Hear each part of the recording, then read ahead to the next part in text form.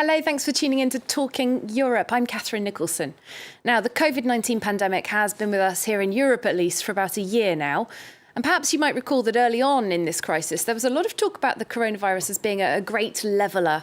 We seemed, all of us, to be facing the same foe, a potentially deadly virus that didn't care if you were an ordinary citizen or a member of a royal family. But as time has gone on, differences have emerged. Men and people from certain ethnic backgrounds, for example, seem to be at greater risk of dying from the disease. And on the economic front, your age, ethnicity and your sex have a lot to do with how hard hit you are by the turmoil that the public health restrictions have brought about. We're talking job and income losses, extra childcare responsibilities, all manner of things. So in this programme, we're going to focus today on the differences according to whether you are a man or a woman. For this, I'm joined by two members of the European Parliament. Firstly, I'd like to say hello to Spanish MEP Ernest Urtasun from the Greens Group, a member of the Committee on Women's Rights and Gender Equality at the European Parliament. And we are also joined by Irish MEP, former Deputy Prime Minister of Ireland, Frances Fitzgerald from the European People's Party. Hello there. Hello, Catherine. Hello. OK, well, let's get started. Frances Fitzgerald, I'll come to you first. You authored a report for the European Parliament recently, endorsed by a majority of members of the Parliament, saying that women were worse hit by the pandemic. It proposes measures to remedy all of this. So just tell us first on the problems you found and looking first on the economic side. What measurable impacts are we talking about and who are we talking about? COVID pandemic affects all of our society, but what we need to be absolutely aware of is that there is a differential impact on women and men. You've quoted some of the situation as it exists so far. But clearly, women have been in the front line to an incredible degree when you consider that 93% of childcare workers are women, 86% of personal care workers are women, 95% of domestic cleaners, and those cashiers in the supermarket, 82% are women. And women are at risk of coming out of this COVID pandemic in a less equal situation than we went into it if we do not take remedial steps to ensure that that does not happen. And if we do not behave in a gender sensitive way and look at exactly as what is happening. Women, for example, their work is more precarious. It's in sectors more likely to be affected. Many women are pulling out of the labour force altogether, so they don't even feature in the statistics. And the combining of work and family life is particularly challenging for women. It's challenging for men, of course, as well. But all of the evidence suggests that women are bearing the brunt of care responsibilities more than men. And the domestic violence issue is very serious as well. Unemployment statistics in the European Union, actually, they show a difference between unemployment for men and for women, but it's not an enormous difference. In October 2020, unemployment among women was 8%. We can see it on the screen there. And for men, 7.2%. Well, Ernest Urtasun, coming to you first. This seems to go against that idea that women are worse impacted by the pandemic. What's going on there? Well, I think this is, of course, an average, but again, we will see in the coming months that the job losses that we will have generally at the European Union level will affect more women. This is the same in every economic crisis. I mean, women are having more unstable jobs in the labour market, so it's not only about the level of unemployment, but also what kind of jobs men and women developed, and women are more affected by unstable jobs, and they will be forced to greater unemployment in the coming months. And also, there is another situation that Frances was also mentioning before, which is that the pressure on the reproductive tasks in our families is higher due to the pandemic. There's more need for care in our societies, and this, of course, is an extra burden for women. And you will see in the next months lots of women who will be forced to leave their jobs because they have caring activities that are not equally distributed. So in general, I think the economic crisis will for sure impact more women than men, and that's why, and we will have the chance to talk about this later on, I assume, the response to the economic crisis and the tools we put in place, they need to be gender sensitive. Indeed. Well, let's come back to Frances Fitzgerald, because after that report that you headed up, Frances, there were calls on member states from the members of the European Parliament to have a gender-sensitive response to all of these issues. So what are we talking about? Are we saying money from the recovery plan should be linked to specific action directly aimed at helping women? Absolutely.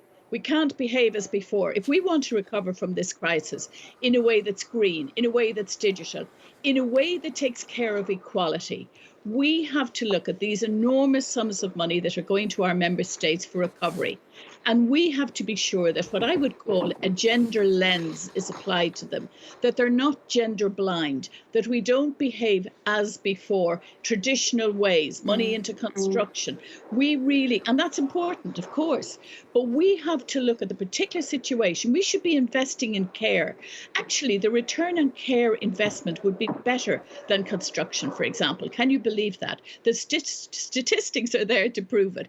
So we need to have gender sensitive responses. We need gender budgeting, and we need all of the leaders in the member states, in the departments of finance, public expenditure, and our prime ministers to be ensuring that women are part of this recovery, because that would be good for our economy, it'll be good for families, and of course it'll be good for individual women and men if we get this right. But we have to be alert to it. So often we haven't been.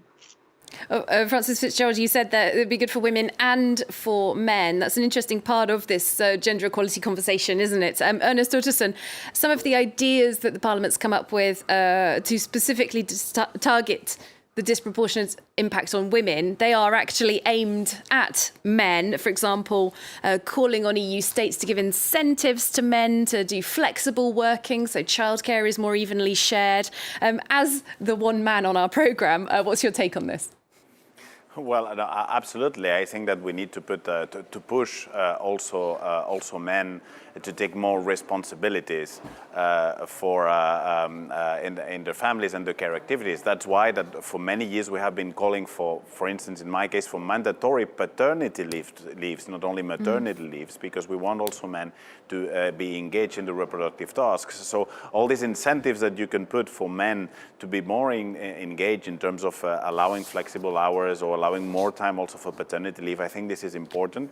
And the other important thing that I would like to mention, exactly what Frances said, we need also that the recovery tools we put in place are gender sensitive, because what happened in the last financial crisis, for instance, all the policies for recovery, if you take my country, Spain, all the investment, it went to public works.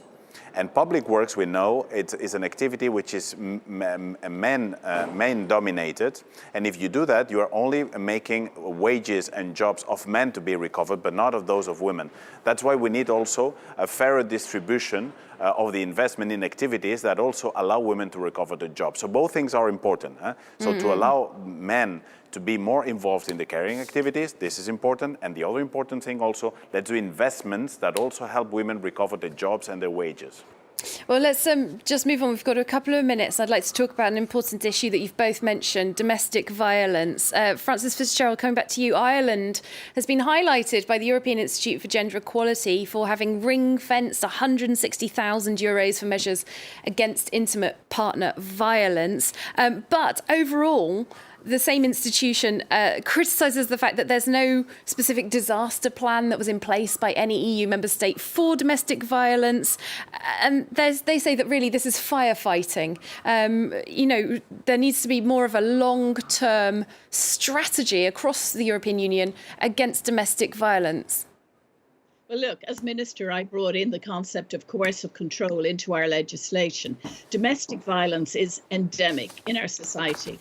But what's absolutely tragic is that in every member state, we have seen extraordinary increases in domestic violence. And can you imagine being locked in a home with an abuser and not able to get out, not able to get services? So we have to be particularly sensitive to reach out to victims, to put programs in place, to have public information, to have ways that victims can talk perhaps to the pharmacies, use code words to get help. That's happening in some member states. Support the organisations that help victims, and then we can begin to reach out, engage with victims and support them to escape these situations. But the increases are everywhere. The increases to helplines, the statistics that are coming through are very worrying. And this is linked to the pressures of the pandemic, to the situation of people being literally housebound. And so something that was endemic anyway, which is such a reflection on all our societies, has become even worse. So we have to take particular steps now to help victims and to deal even more effectively with domestic violence. That means training our police forces, our GPs, our emergency care workers. There is much to do. And of course, a lot of this falls under the competencies of the member states themselves. It's not necessarily up to the EU at an institutional level to do all of this. The member states take these decisions. I just want to show our viewers a map of the countries that have signed and ratified the Istanbul Convention on ending violence against women. Among the EU member states, all 27 have signed it, but only 21 have actually ratified what's seen as a very important convention. Ernest Udderson, just looking at responsibility, should there be an EU-wide binding instrument against violence against women? Well, the answer is yes, in my opinion. I think we should do two things. Well, first, we need to complete the ratification of the Istanbul Convention. So for everybody to understand, any country that ratifies a convention is obliged to develop internal legislation to fight against gender-based violence. And believe it or not, there are countries in the European Union who do not have a comprehensive legislative framework to fight gender-based violence. That is why it's so important that all the member states complete the ratification. But on the other hand, and to answer your question, I think we need a specific directive at EU level also to combat gender-based violence. This is something that we have been requesting to the Commission for many years now. Unfortunately, we have run out of time in this programme, but thank you both so much for taking part, Ernest Udderson and Frances Fitzgerald. Thanks to you for watching as well. Hope to see you soon on France 24.